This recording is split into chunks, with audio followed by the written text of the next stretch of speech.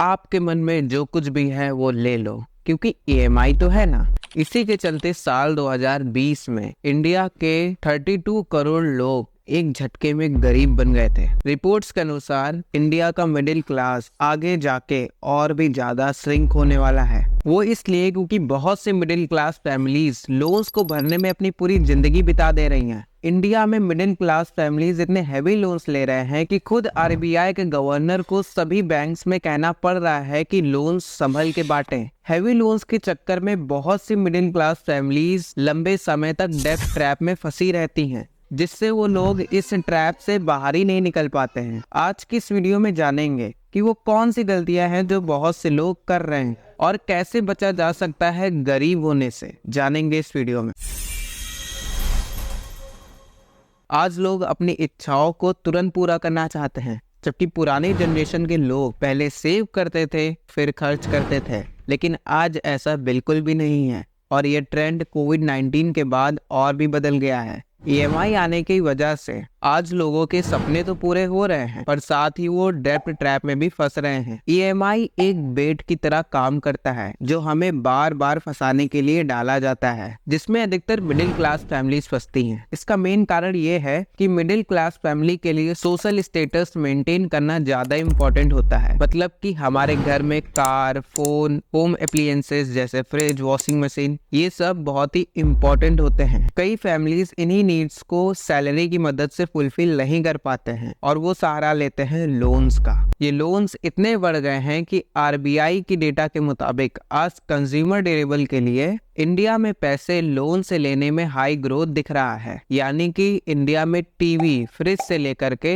घर और गाड़ी, ये सब कुछ लेने के लिए हर साल 89% की ग्रोथ रेट से लोन लिया जा रहा है, जिससे लोग डेब्ट ट्रैप में फंस रहे हैं। इससे उनकी आधी जिंदगी तो सिर्फ लोन की किस्तों को चुकाने में बीत जाएगी और ऐसा कई जगह देखने को भी मिल रहा है। इकोनॉमिक टाइम्स के सर्वे के हिसाब से 50% ऐसी मिडिल क्लास फैमिलीज हैं जिनकी ईएमआई उनके टोटल इनकम में से 50% है। यानी कि अगर एक इंसान की इनकम 15,000 रुपए है तो वो हर महीने 7,000 रुपए का लोन चुका रहा है, तो वो इसमें सेव कहाँ करेगा। इसी वजह से आरबीआई गवर्नर सभी नॉन बैंकिंग फाइनेंशियल कंपनीज जो लोगों को लोन्स देती हैं उनको बुलाया और अपना कंसर्न जताया कि अनसिक्योर लोन देते समय कॉम्प्लिसेंसी को अवॉइड करें। पर ईएमआई सेक्टर ने कंज्यूमरिज्म यानी कि उपभोक्तावाद को बढ़ावा दिया है। बहुत से लोग टीवी और स्मार्टफोन्स पर दिखाए जाने वाले एडवर्टीजमेंट से इन्फ्लुएंस होकर पैसे ना होने के बावजूद भी ऐसी चीजों को खरीद रहे हैं जिनकी उन्हें जरूरत भी नहीं है, जिसके चलते वो लोग अननेसेसरी लोन्स लेते हैं। But what about education loan? Her parents का सपना होता है कि उनके बच्चे अच्छे स्कूल में पढ़े और अच्छा एजुकेशन हासिल करें। इसी के चलते कई सारे पेरेंट्स लोन लेते हैं। लेकिन द हिंदू के डेटा के हिसाब से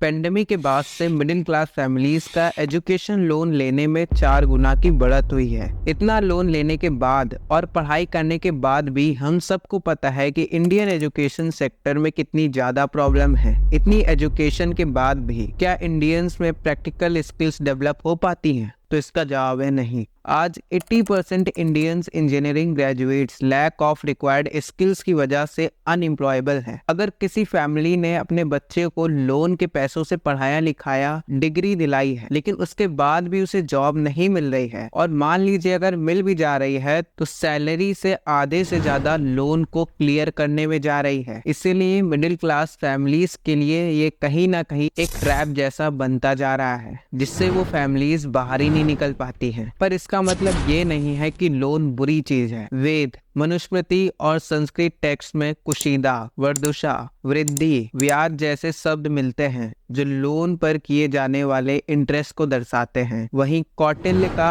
अर्थशास्त्र लोन और उससे जुड़ी टर्म्स और कंडीशन को समझाता है। धर्मशास्त्र भी लोन किसे और कैसे देना चाहिए ये भी बताता है। लोन की कहानी काफी पुरानी है। मुगल काल में तो लोन का अनूठा इतिहास था। उस समय लोन दस्तावेज के नाम से फेमस था। इंडिया में ईस्ट इंडिया कंपनी के आने के बाद से लोन सेक्टर फॉर्मलाइज हो गया और देखते देखते लोन आज के रूप में इन्वॉल्व हो गया। लोन वरदान भी है क्योंकि हमेशा लोगों के पास पैसे नहीं होते हैं और हमें कभी भी पैसों की जरूरत पड़ सकती है। ऐसे में लोन रेस्क्यू के लिए बना है, ना कि अपनी इच्छाओं को पूरा करने के लिए। लेकिन आज इंडियन मिडिल क्लास अपनी 25% इनकम EMIs को भरने में खर्च कर रही है। हमें इस डेब्ट ट्रैप से बचने के लिए अपने इनकम और एक्सपेंसेस को इवैल्यूएट करना चाहिए कि कौन सी चीज कितनी इम्पोर्टेंट है। उस हिसाब से हमें EMI लेनी चाहिए। धन्यवाद।